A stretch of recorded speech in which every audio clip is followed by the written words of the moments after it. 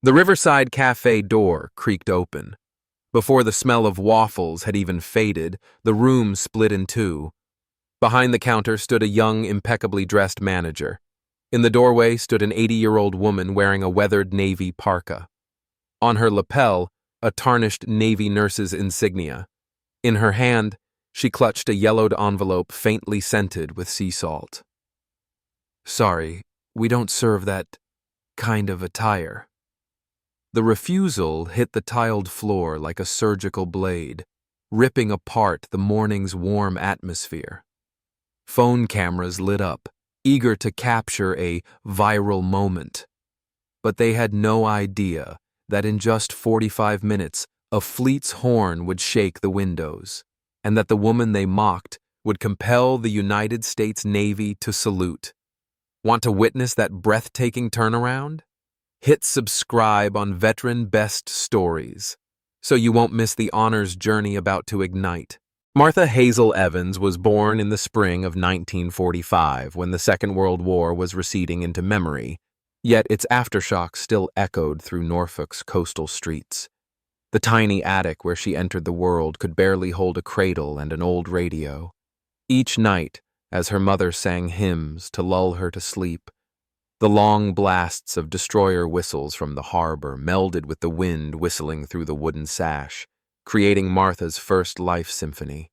That was where she grew up, among sailor uniforms drying on the porch, and whispered tales of those who never returned. Upon reaching adulthood, Martha faced a choice that would shape her life. She had been awarded a full scholarship in education, yet her gaze never lingered on lecture halls. Instead, she chose the white of the Navy nurse's uniform, pledging not with booming orders, but with a quiet vow: to heal wounds, both visible and unseen. In the emergency nursing course, she was neither the fastest nor the strongest, but she remembered each patient's name, reviewed their charts 3 times over, and was always ready to stay on watch long after her shift ended. For Martha, caring was not merely a profession. It was compassion in every action, silence when needed, and a non-judgmental gaze for those who returned bearing darkness in their eyes. In 1965, Martha was assigned to USS Mercy, the floating hospital of the Pacific Fleet.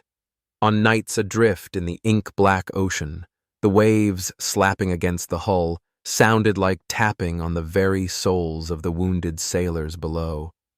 Martha moved from bunk to bunk, soothing pain with injections, and whispered reassurances never recorded in any medical log. Yet on the morning of October 17th, in less than a minute, every theory she had learned would be consumed in flames. A thunderous explosion ripped apart the stillness.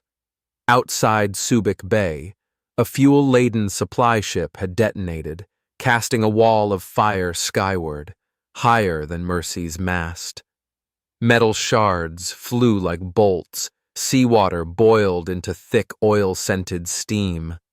The alarm sounded throughout Mercy, but Martha wasted no time awaiting orders. She plunged from the hospital deck into the slick of inky oil spreading across the water. Each stroke brushed her skin against flame. Each dive twisted her chest with smoke and fear. Yet she swam on, never looking back, making no calculations.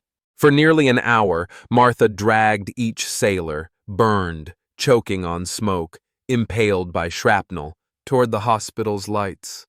The white blouse she had once guarded with care was now scorched and torn.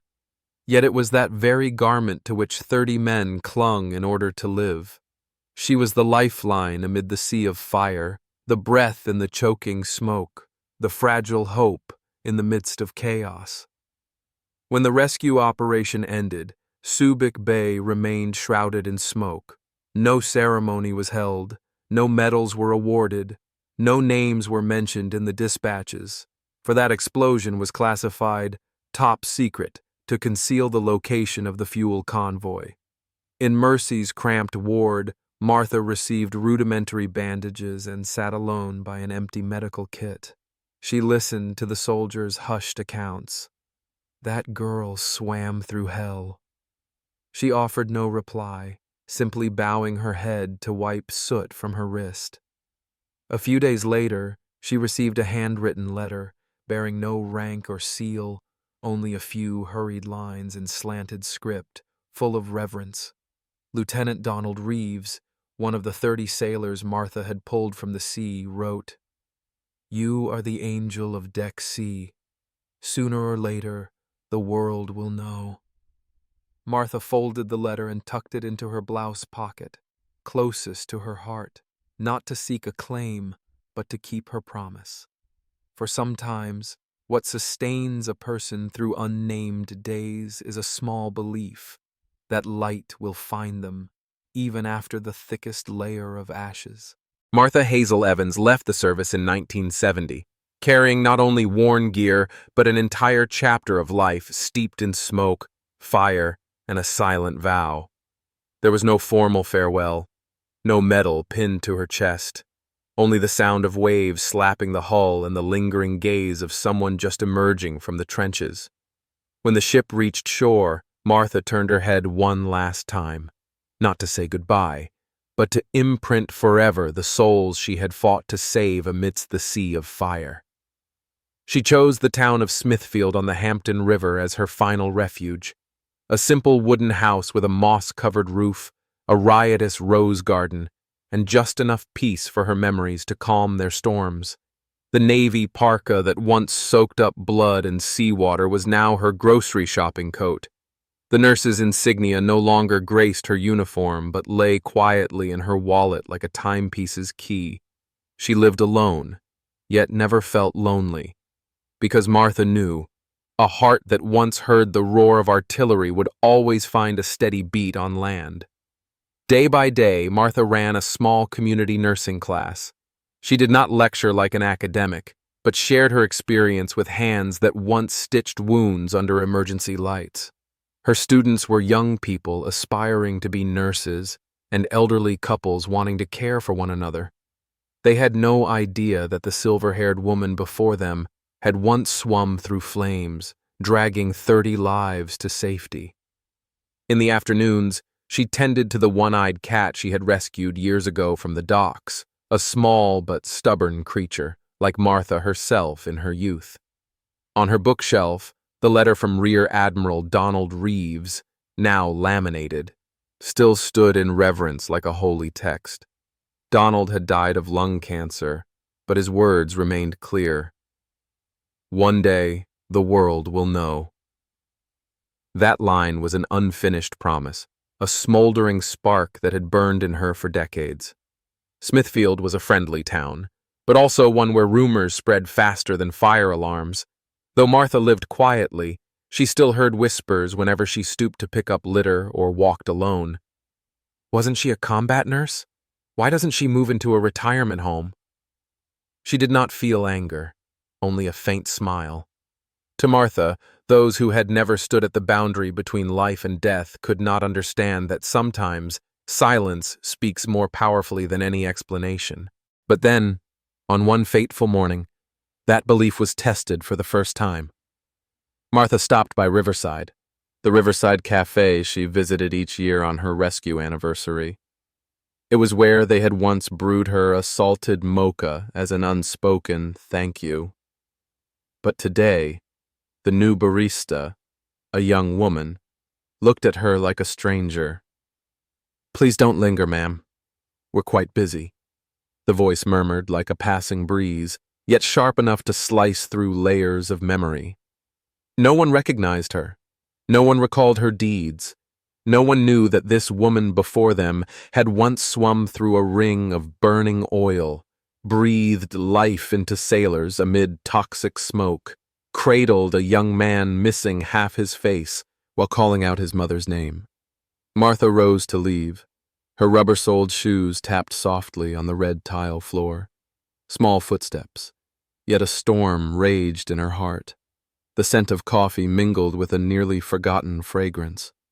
The smell of burning leather, black smoke, the screech of metal under flame, and the ragged gasp of a soldier clutching her hand before slipping into unconsciousness.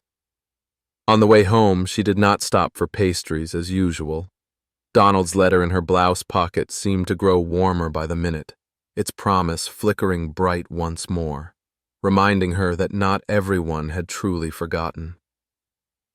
Under Smithfield's muted sunlight, Martha walked on, carrying not only her own shadow, but the scars of a generation. And when the river breeze brushed against her cheek, she knew.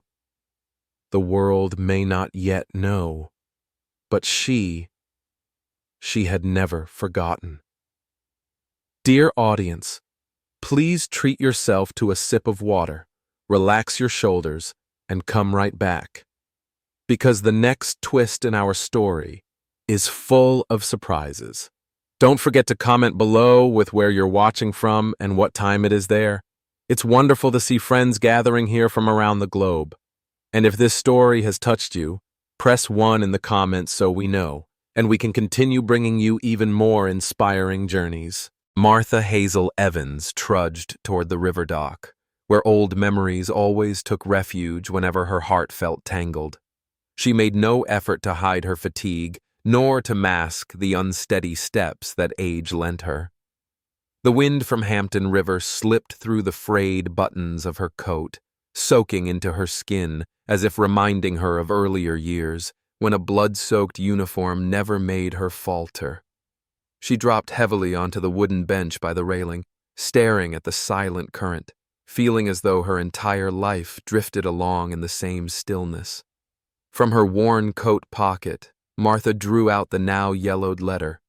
Her thin hands trembled as she gently traced each blue-inked line penned by Donald, the man who had given her a promise to keep for life. The slanted curves of his handwriting were as graceful as if he had only just departed. Yet no, Donald was gone, and the world was slowly forgetting them both. The pain did not come from being refused a cup of coffee. It came from the realization that, after all the years spent surviving through smoke and fire, after countless sleepless nights stitching flesh, after the cries, gasps, and hearts stopping and starting again, now, all of that was reduced to 2 cold words. Ragged old woman. Martha sat motionless, the breeze swirling through her white hair. Her gaze stared off into nothingness. Laughter from across the street jolted her back to the present. A group of young men pointed and shared a surreptitious photo on their phones, capturing her in her worn attire, her eyes lowered, her frame curling as if to hide from the world. The photo's caption needed no reading. They had surely called her ragged old woman, or something just as cruel. The likes climbed by the second. Their laughter pierced the fragile peace she had painstakingly built. She inhaled deeply, but the cold air carried the click of their phone cameras, an edge-sharp sound that reminded her of the hiss of an acetylene torch as a wounded welder cried out in mercy's hold, years she had thought long since laid to rest. That noise, as it echoed, yanked open the door to her memories, and everything came crashing down. Not just sorrow, but the feeling of being crushed between 2 worlds, one of battle and one of oblivion. At that very moment, 2 checkpoints away at a naval base, Admiral Richard Cole was reviewing the news. He was the last surviving member of the 1965 medical team. When the viral post of Martha appeared on his screen, he did not blink. He did not need to read the comments. The sight of his old comrade being humiliated beneath cheap emojis was enough to dissolve every layer of age-wrought haze within him. His heart burned, not with anger, but with an unfulfilled promise. Over the years, he had lived quietly, believing time would erase all the storms. But this morning, his heart would not permit silence. Grasping his communicator, he issued 3 crisp orders. No further explanation necessary. Deploy honor guard. Course, Hampton. Codename, Hazel. Within the hour, 6 warships began to cut through the waves. A landing craft and a hospital ship received orders to get underway. The red, white, and blue ensign fluttered on every mast, capturing every onlooker's gaze as the fleet formed a colossal arrow, slicing toward the small town of Smithfield. No one knew what was coming, yet under that wind-swept sky and on the river that had witnessed so many farewells, a silence was stirring to life, and the white-haired woman, seated on her wooden bench with the old letter in her hand, still had no inkling that an entire fleet was returning, not to fight, but to fulfill a promise made to a deck-sea angel of years past. Martha Hazel Evans left the service in 1970, carrying not only her worn gear, but an entire life shaped by smoke and fire and a silent vow. There was no grand send-off, no medal pinned to her chest, only the sound of waves lapping the hull and the hollow gaze of someone stepping away from the trenches. When the ship docked, Martha turned her head one last time, not to say goodbye, but to imprint forever the souls she had fought to save amid that sea of fire. She chose the riverside town of Smithfield on Hampton River as her final refuge, a simple wooden house with a moss-covered roof, a riotous rose garden, and just enough peace to calm her storming memories. The navy parka, once soaked with blood and seawater, now served as her coat for Saturday markets. The nurse's insignia no longer adorned her uniform, but lay quietly in her wallet, like a timepiece's key. She lived alone, yet never felt lonely, for Martha knew a heart that once heard artillery would always find its own steady beat on land. Day by day, Martha opened a small nursing class in the community. She did not lecture like an academic, but shared her experience with hands that had once stitched wounds under emergency lights. Her students were young people aspiring to be nurses, and elderly spouses wanting to care for one another. None of them knew that the silver-haired woman before them had once swum through flames, dragging 30 lives to safety. In the afternoons, she tended to the one-eyed cat she had rescued years ago from the docks, a small, stubborn creature, like Martha herself in her youth.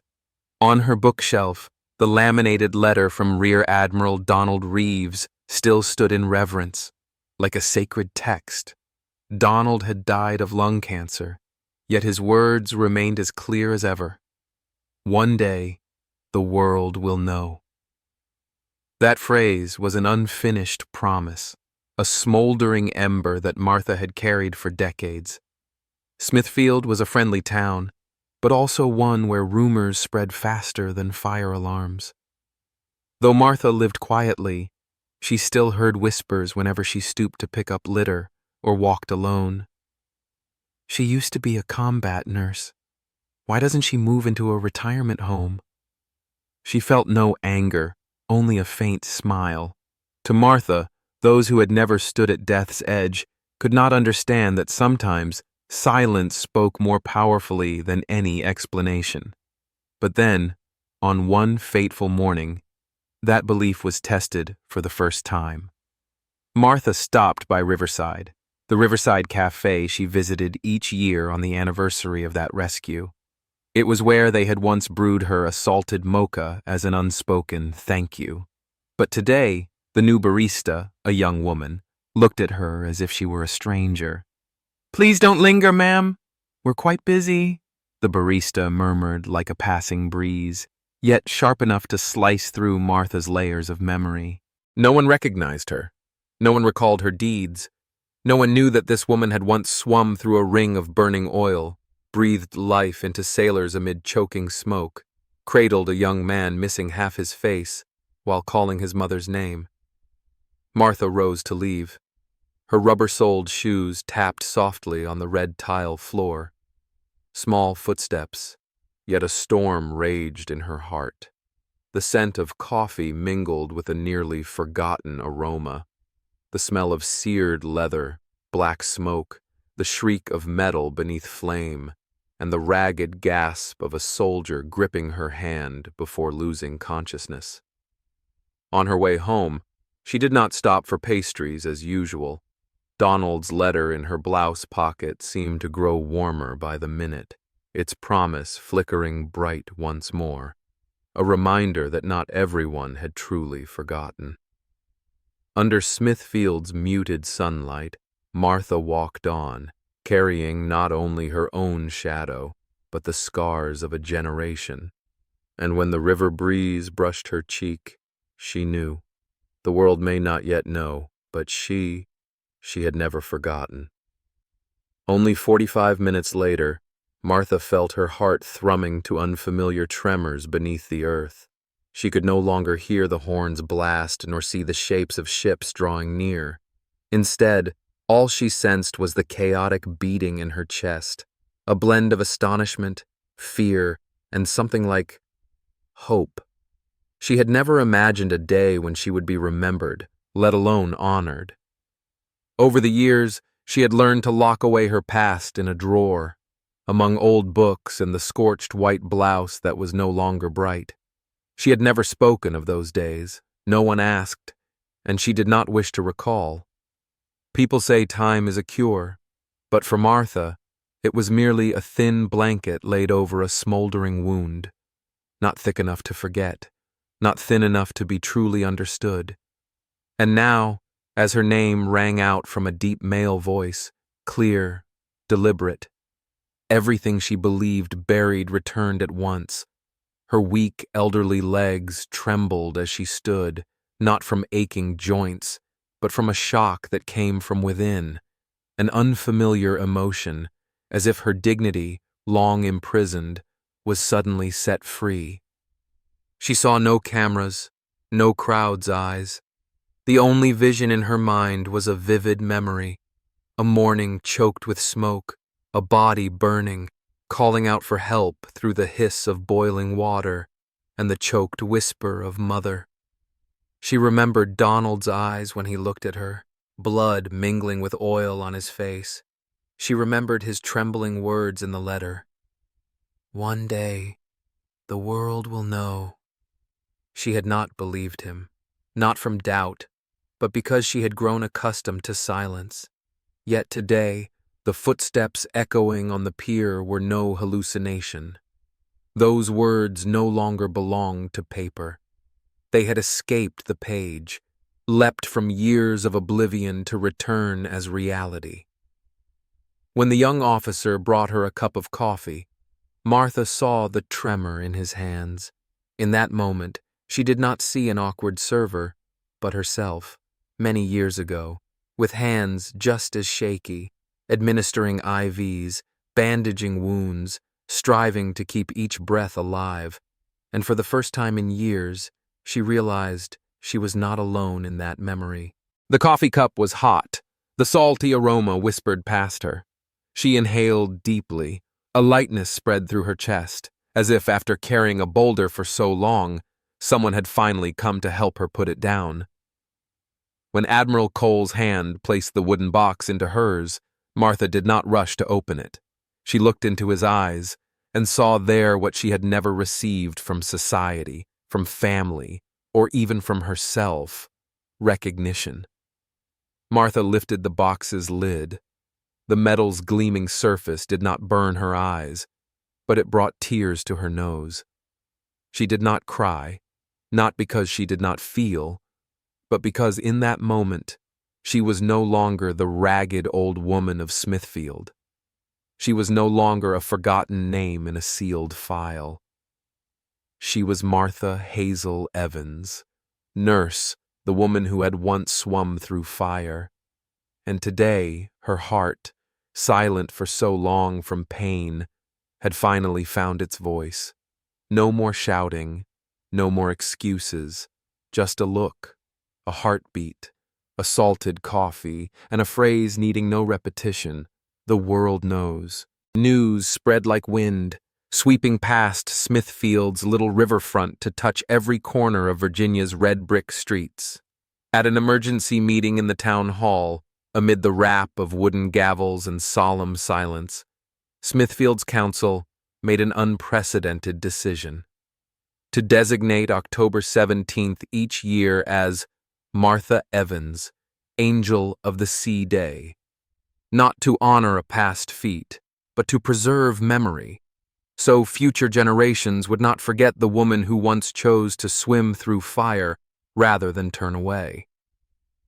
That very week, the Central Library erected a new glass case, placing inside Donald Reeves's original letter, the wooden box that held the Medal of Honor, and an old misty photograph of the hospital ship USS Mercy in the Pacific.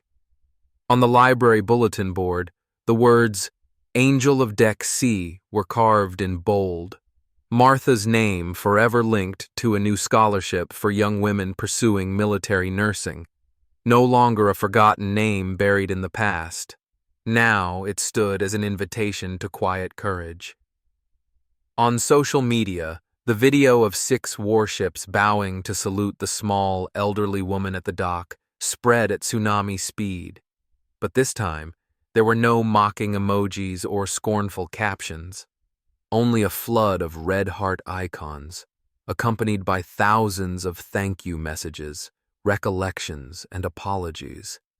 People reposted that photo of the hunched old woman picking up trash, but now it sat beside an image of a singed blouse draped next to the American flag.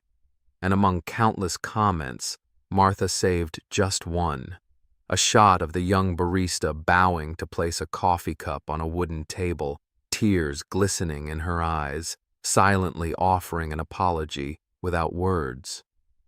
That afternoon, Martha's backyard echoed with giggles interspersed by attentive silence.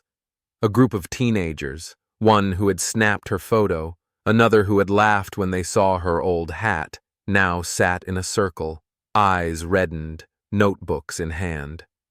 Martha sat among them, still in her old navy parka, but it was no longer a coat to ward off the wind. It was a blanket wrapping around budding growth. She didn't lecture like a teacher, nor regale them like a hero. She simply guided them through cutting a shirt sleeve into a tourniquet when someone lost blood, showed them how to secure a broken bone with a safety pin and handkerchief, taught them how to angle their bodies against the wind to shield victims from heat without getting burned themselves. The children, once reckless and indifferent, sat in stunned silence. Their eyes, which had been hollow, now shone with unvarnished admiration. They didn't ask about war, nor demand to see medals.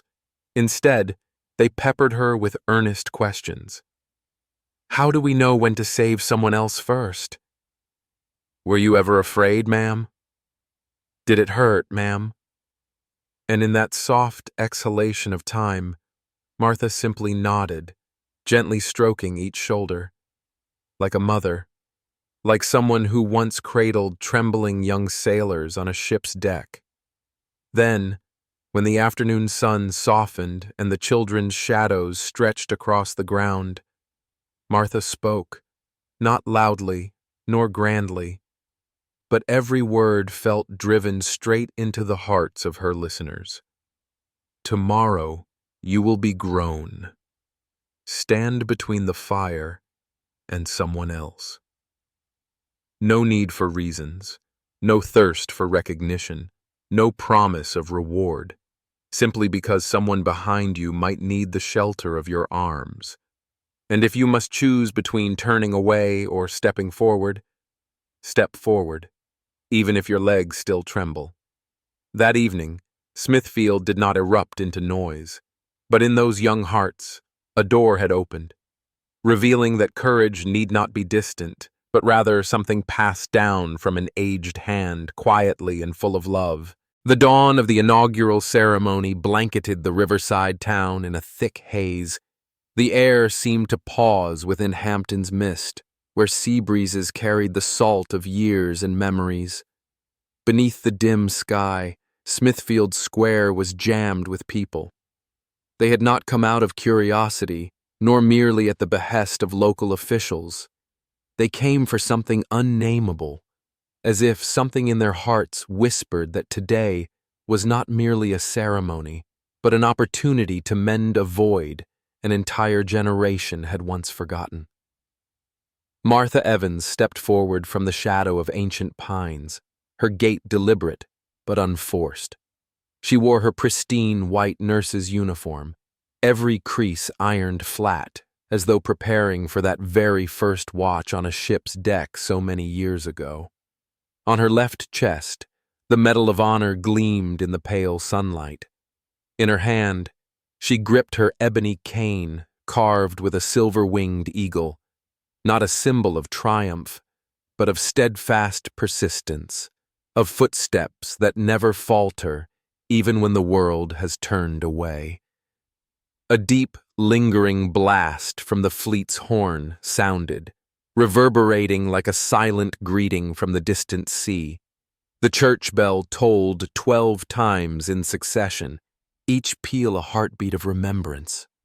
Overhead, a pair of grebes cut slow circles across the gray sky, as though they too wished to partake in this poignant moment. Yet amid all that sound, it was the hush of reverence directed at Martha that resonated most powerfully. She made her way to the lectern, her legs trembling, not from age, but from the tide of emotion swelling within her. When she spoke, her voice was hoarse, yet carried clearly through the mist, reaching every silent ear in the crowd.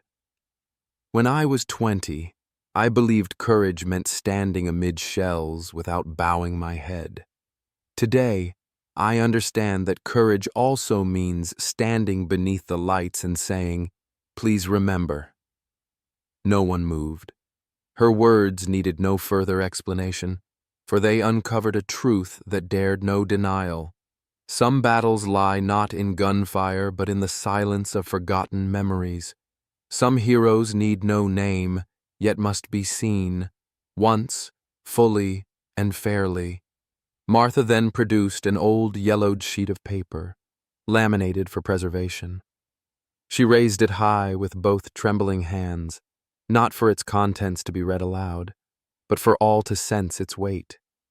Donald Reeves's letter, her comrade, her commander, her friend now gone, quavered in the breeze, yet his handwriting remained as bold as the day he penned it. One day, the world will know. And today, the world did know. Not through history books, not via bronze statues, but through the eyes of those children who once mocked her, now standing respectfully at the front, their fists clutching their chests. Through the faces of veterans who had seemed to forget themselves, now nodding gently as though offering gratitude. Through tears that fell not from tragedy, but from healing. Martha did not weep, yet her eyes reflected profound relief, as if a burden carried for half a century could finally be set down. No longer would anyone call her that ragged old woman. No whispers would trail her into a café. No suspicious glances when a woman bent silently to gather fallen leaves. Now, she was Martha Evans, Angel of the Sea, the woman who rescued 30 lives amid a sea of fire, the one who stood alone amid division to restore something greater than honor: faith. As the sun's first rays pierced the early mist, light fell directly upon the medal at her chest. That golden glow was not blinding, but warm, like the flame that had once illuminated the way for her and 30 others through the blaze. If Martha's journey has ignited something in your heart, a spark of hope, a measure of courage, or simply genuine gratitude, please subscribe to Veteran Best Stories, ring the notification bell, and share this tale, so that every morning coffee across America not only tastes rich, but carries a pinch of gratitude for those silent heroes still awaiting their names to be spoken.